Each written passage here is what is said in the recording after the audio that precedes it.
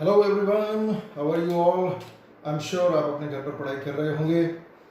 इससे पहले हम चल रहे थे किंगडम मोनेरा में। आज भी हमें किंगडम मोनेरा ही पढ़ना है। Let me recall for you that we were studying about the kingdom Monera. थोड़ा सा हम याद कर लेते हैं, फिर हम अपने ऑब्जेक्ट पर आ जाएंगे।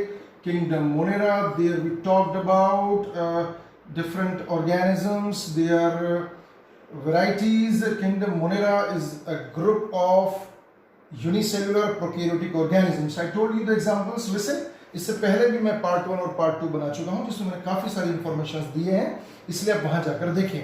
यहां सिर्फ हम 2 मेंबर्स के बारे में बात करेंगे, वो कौन कौन से हैं मैं आपको बता रहा हूं। सो kingdom Monera contains what? Bacteria. It contains mycoplasma. It contains archaebacteria. It contains blue-green algae, or you call them blue-green algae, or you can call them cyanobacteria. Actinomycetes, another member. Actinomycetes can be the different topic to study. So in the previous lectures we have studied the bacteria. Okay, now we have to discuss in this video today about the mycoplasma and archaebacteria, right? So issue to be discussed today is mycoplasma and bacteria. Very interesting structures. Okay, आपने इनके नाम पढ़े हैं, इसका नाम तो आपने पढ़ा है क्लास 9th के अंदर, लेकिन अभी हम यहाँ थोड़ा और डिस्कशन के मूड में चले जाएंगे। So dear all, we begin with the mycoplasma, right. एक तो आप ये बात ध्यान रखें, अगर आपने इस फर्स्ट यूनिट में अपनी चेन को ब्रेक करने की कोशिश की, या मैं यूं कह दूं इस बात को कि अगर आपने लगातार नहीं पढ़ा इसको, that is going to be a big trouble for you all, because this is the unit of class 11 that creates a lot of problems. Also, this is very important from the NEET point of view, right? Each paragraph has a number of questions within, hence you have to study this unit. In fact, I would rather suggest you that do not leave this unit any day. Every day you must have a glimpse of this chapter or this unit every day, right?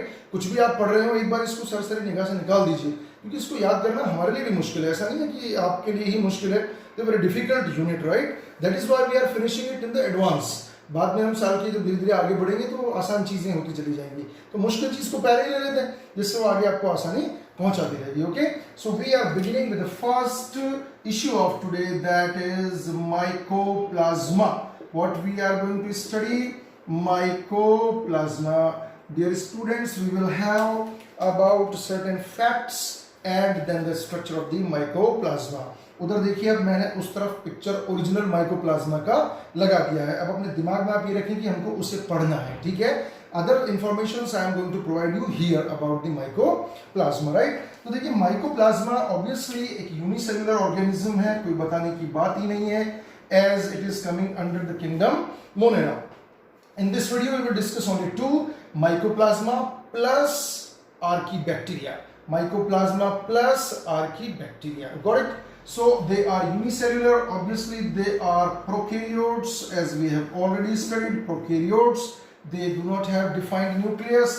Then, after we come to the another properties. Okay, ये 2 main properties हैं. आप इनकी अगली properties के बारे में मैं आपको बताऊंगा. इससे पहले बहुत इंटरेस्टिंग फैक्ट इसके बारे में मैं आपको बताना चाह रहा हूं. This is called as joker और jokers of plant kingdom. Jokers of plant kingdom. आपको लग रहा होगा सर प्लांट की बात आप क्यों कर रहे हैं. इनफैक्ट ये बहुत पहले ही प्लांट किंगडम में शामिल किया गया था, लेकिन बाद में आने वाले क्लासिफिकेशन में किसमें आया, ये मोनेरा में आया. नाम इसका पहले ही पढ़ चुका था. अब why are we calling the mycoplasma as jokers of plant kingdom? Because of its unique property, that is they are pleomorphic. कैसे होते हैं बेटा? They are pleomorphic. प्लियो देखिए, मैं वर्ड ब्रेक करने की बात अक्सर करता हूं. प्लियो का मतलब होता है पॉली, पॉली का मतलब होता है मैनी. प्लियो यहां से वर्ड निकाला, इसका मतलब क्या हुआ? मैनी, बहुत सारे. और मॉर्फे, मॉर्फे वर्ड का मतलब होता है शेप. मॉर्फी मतलब क्या होता है? Shape. Morphology is the branch of biology that deals with the study of structure of the external features, the study of the external features of the organisms, right? So here you see the word is coming pleo, poly, बहुत सारे, morphe, shape, ये अपनी shape बदलते रहते हैं, या मैं ये कह दूं ये बहुत सारे शेप्स में अवेलेबल होते हैं. तो due to this behaviour of the mycoplasma they are called as jokers of plant kingdom. Okay, so this was a unique fact about them. Now we come to the another interesting fact, right? What happened, how were they discovered? ये तो एक main बात थी, आप जानते हैं kingdom Monera में ये आते हैं, कोई खास बात नहीं, पहले पढ़ चुके हैं इस चीज को. Now what happened, there were two scientists, E. Nocard and E. R. Rocks. These were the two scientists who discovered or observed in fact this mycoplasma. But क्या देखा था उन्होंने, कहाँ देखा था? एक्चुअली इन्होंने जो इसको देखा वो ऑब्जर्व किया किसके अंदर, इन सम कैटल्स के अंदर देखा, and they were suffering from bovine pleuropneumonia. They were suffering from bovine pleuropneumonia. Okay, then after the same organism were discovered in the different animals plus human being. ठीक है, तो इसको उस समय जो नाम दिया गया वो नाम दिया गया PPLO. आई एम श्योर आपने इसको क्लास 9th में पढ़ा है. इस PPLO का फुल फॉर्म क्या हुआ? Pleuro pneumonia like organism. So this is the full form of PPLO, pleuropneumonia like organism. ये इसकी history है of the discovery, right? Then after one scientist came or biologist came named Novak. His name was Novak named it what? Mycoplasma. इसको mycoplasma नाम किसने दिया? Novak ने दिया. Observe किसने किया? नोकार्ड एंड रॉक्स ने किया. ये बात आप ध्यान रखेंगे, इसको नीट में पूछ लेते हैं, ठीक है. सम कैटल्स के अंदर जो बोवाइन प्लूरोनिमोनिया से सफर कर रहे थे, सिमिलर ये ऑर्गेनिज्म मिला अदर ऑर्गेनिजम्स के अंदर भी, and this is called as PPLO that time. Okay, they called it PPLO, pleuropneumonia like organism, and Nocard named them mycoplasma. So you got this. Now we moved to the another phenomena of this. This is the smallest organism discovered. Okay, this is the smallest cell considered. The smallest cell considered.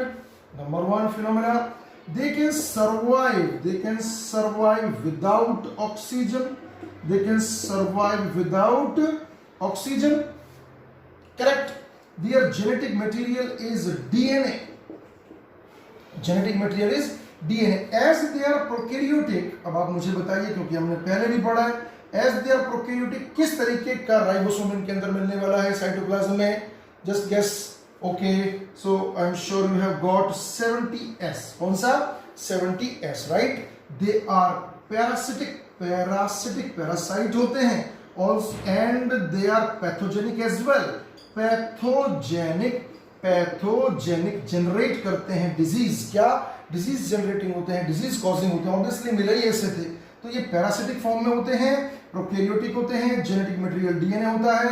They can survive without oxygen and they are the smallest cell, right? So these are certain peculiar features of the mycoplasma. अब मैं उस picture को हटा देता हूँ और हम खुद उसको ड्रॉ करना सीखेंगे, राइट? आपको भी आना चाहिए. कुछ नहीं, बहुत नॉर्मल सी बात है. इसके अंदर सेल वॉल नहीं होती है, एब्सेंस ऑफ सेल वॉल. तो कितना आसान है देखो इसको बनाना. Now I am going to draw. So this is the cell membrane. This is the cell membrane. Okay, then after we draw the genetic material DNA, this is a thread-like structure randomly distributed. This is DNA. This is DNA. This is DNA genetic material. इसके अंदर RNA भी available है. So you draw anywhere RNA. Suppose I draw here. This is RNA, and it has ribosomes of 70S. So I draw here. This is 70S ribosome. 70S ribosome. They will have some enzymes. उसको draw करने की जरूरत नहीं, आप लिख भी सकते हैं. They will have certain enzymes, also some of the proteins. चाहे प्रोकैरियोटिक सेल हो चाहे यूकैरियोटिक, प्रोटीन्स तो मिलना निश्चित है. सो this is the structure of what? Mycoplasma. Okay, now we have discussed the mycoplasma. After this we move on to the archaebacteria. Okay, so let's begin archaebacteria. The another type of members of the kingdom Monera are archaebacteria. Archaebacteria, as I generally suggest you to break the word. Remember archae, 10th math, archaeopteryx, archaeologist. Okay, so here archae means ancient. Okay, what is the meaning of ancient? Oldest. Okay, सबसे पुराने. और bact का मतलब क्या होता है? Rod. I told you in the previous video. Ancient rod like structures, ancient bacteria ऐसा माना जाता है कि ये दुनिया में सबसे पहले बनने वाले बैक्टीरिया थे. They are considered as the oldest living fossils. They are considered as oldest living fossils. Oldest living fossils. So you can understand their nature, how they are. The most important fact about the archaebacteria is that they survive in extreme environment. They survive in extreme environments where the possibility of life is very rare. What can be those extreme harsh conditions, very rare conditions? They can be the submarine hydrothermal vents. Okay, पानी की गहरी जगह जहां पर पानी बहुत गर्म है वहां पर ये मिल जाते हैं. ये आपको वोल्केनिक वॉल्स पर मिल जाएंगे. वोल्केनिक वॉल्स पर आपको ये मिलेंगे. Right, that is very interesting fact. Right, they are found in the Great Salt Lake. Great Salt Lake में आपको ये मिल जाएंगे. Right, they are found in the Dead Sea जहां पर लाइफ का एग्जिस्टेंस पॉसिबल नहीं है. So these are very interesting fact about the archaebacteria. Another interesting fact, they do not contain the peptidoglycan in their cell wall. Absence of peptidoglycan. इनकी cell wall में peptidoglycan नहीं होता है. देखिए ध्यान रखिएगा, आप क्या पढ़ रहे हैं? किंगडम मोनेरा के अंदर एक member archaebacteria, group of members archaebacteria पढ़ रहे हैं, सबसे पुराने बैक्टीरिया में शामिल किए जाते हैं. Oldest. Right, so they have what kind of special phenomena? They are found in extreme conditions. They are the oldest ones and they have absence of peptidoglycan in their cell wall. Now we come to the types of archaebacteria. Very very interesting. What can be the types? इनका नाम जैसे ही हम लिखेंगे आपको समझ जाना चाहिए. They are of methanogens. They can be of halophils, and they are thermoacidophiles. Okay, what quality they have and why are they given the names? So इनको ऐसे नाम क्यों दिए गए हैं? Methanogens, देखिए पकड़ने की कोशिश करिए. Methanogen वर्ड को आप ट्रैक करें. राइट, जनरेट करने वाले. क्या जनरेट करने वाले? मीथेन जनरेट करने वाले, है ना. क्लास 10th में आप पढ़ कर आए methane gas. Right, the natural gas. Methanogens वो बैक्टीरिया होते हैं जो मीथेन प्रोड्यूस करने की ताकत रखते हैं.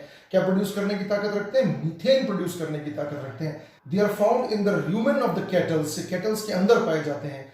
ये एक तरीके से सिम्बायोटिक फॉर्म में भी ऑर्गेनिजम्स के अंदर मिल सकते हैं. Right, so they are methanogens. They can be methanococcus. देखिए आप ये नाम पकड़ने की कोशिश करिएगा. मीथेनोकोकस. दे कैन बी मीथेनोबैक्टीरियम या मीथेनोबैसिलस. है क्या?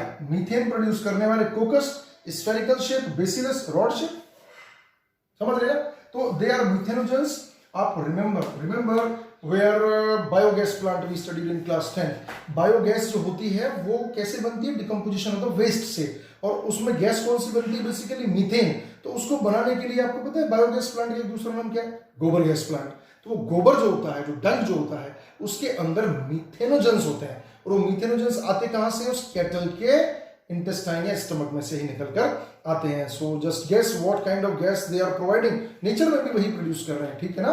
तो methanogens are very very interesting bacteria, archaebacteria. Okay, now we come to the halophiles. They are found in the saline situations. Saline जो सॉल्टी सिचुएशंस है, सलाइन कंडीशंस में ये मिलते हैं. They are found in the salt lakes, right. Salt lakes, जहां पर पानी बहुत खारा है, जिस पानी के अंदर सॉल्ट है. इसके बारे में एक इंटरेस्टिंग चीज मैं आपको बताता हूं. ये सनलाइट में रहते रहते एक पिगमेंट डेवलप कर लेते हैं जिसको बोलते हैं बैक्टीरियोरोडोप्सिन.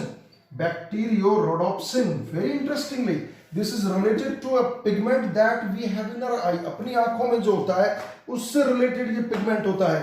ये बैक्टीरिया सनलाइट को ट्रैप करने की ताकत रखते हैं. They can trap the sunlight with the help of this pigment, बैक्टीरियोरोडोप्सिन. Remember, very important question from the point of view of the NEET. So first was the category methanogens, produce methane, halophiles found in the saline and thermoacidophiles. ये ऐसी जगह पर मिलते हैं बेटा.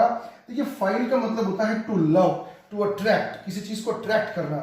जो ऐसी situation में टेम्परेचर हाई भी हो और एसिडिक भी हो, लगभग 80 डिग्री सेल्सियस टेम्परेचर हो और पीएच अराउंड 2 हो, ऐसी जगह पर ये मिलते हैं. कौन? थर्मोएसिडोफाइल्स. ठीक है. अब देखिए इसके एग्जांपल्स की बात करूं तो हम नहीं बताया उस समय. आप इसके हेलोफाइल्स के एग्जांपल देखिए. हेलोफाइल्स के एग्जांपल्स हो सकते हैं हेलोकोकस, कोई खास बात नहीं. हेलाइन होते हैं. कोकस, हेलोबेसिलस. इसके एग्जांपल होंगे सल्फोबोलस. Correct. So in this video we discussed about two members of the kingdom Monera, that was Mycoplasma and Archaebacteria. We talked about different aspects of Mycoplasma and then after we talked about the different aspects of the Archaebacteria. एक बात ध्यान रखिएगा बेटा, book बहुत important चीज है, आप उसे छोड़े नहीं, उसे पढ़ते रहिए. Okay, so this is all for today. Thank you.